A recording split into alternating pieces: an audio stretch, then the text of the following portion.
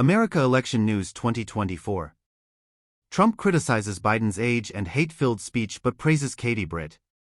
In response to Joe Biden's ferocious, though slightly hindered by apparent technical issues, State of the Union address on Thursday night, in which he launched scathing direct assaults on Trump's record and Republican Party dominance, Trump tweeted running commentary on Truth Social.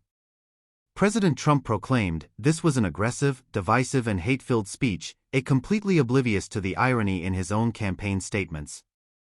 Senator Katie Britt, a Republican whom Mr. Trump has referred to as a fearless America First warrior, offered the Republican response after President Biden finished his speech in a highly ridiculed and agitated manner. At the same time, Judge Lewis Kaplan denied Mr. Trump's motion to stay execution of the $83.3 million verdict in E. Jean Carroll's defamation suit. Thursday afternoon saw the release of Judge Kaplan's order in which he stated that the former president's present condition is a product of his own dilatory acts and that ample time had been granted to him to arrange his finances.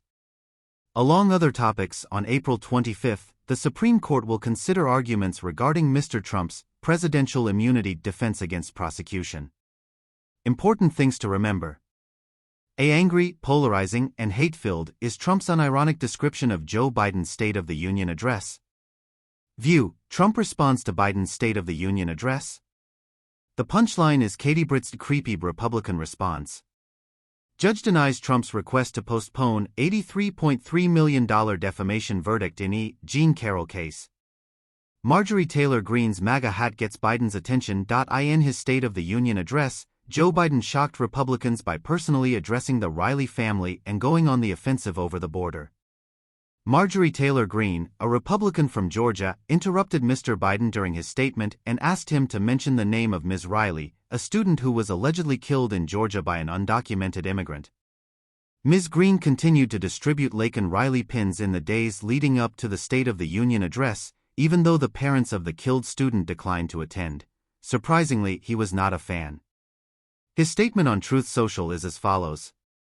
Possibly the most angry, callous, and disastrous State of the Union address ever delivered.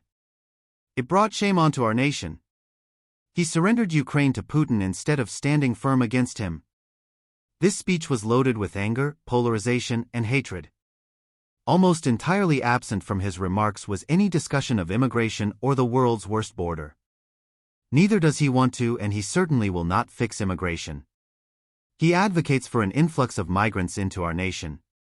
There will be an unprecedented spike in crime, and it is occurring at a dizzying rate. He went on to post. They didn't have to strap him into a straitjacket because he survived. He's alive and well. Aside from that, his performance was subpar. Senator Katie Britt's reaction to the president's address was well received by the previous president, who said, "As a stark contrast to the visibly agitated and disturbed president, Katie Britt was incredible. When it came to matters pertaining to women, she exhibited great empathy and concern.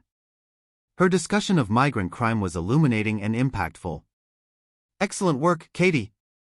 On January 6 at 5:30, things were different. Oliver O'Connell was there, and Representative Nels wore a T-shirt with a Trump mug image. Representative Troy Nels was among the lawmakers who violently resisted rioters' attempts to storm the House chamber on January 6, 2021, during the Capitol riot. Prior to one of the rioters' sentence, this is how we covered the release of the footage from that moment. Even though Trump is facing criminal charges related to the events leading up to the violence in question, Representative Nels was there tonight to celebrate the president.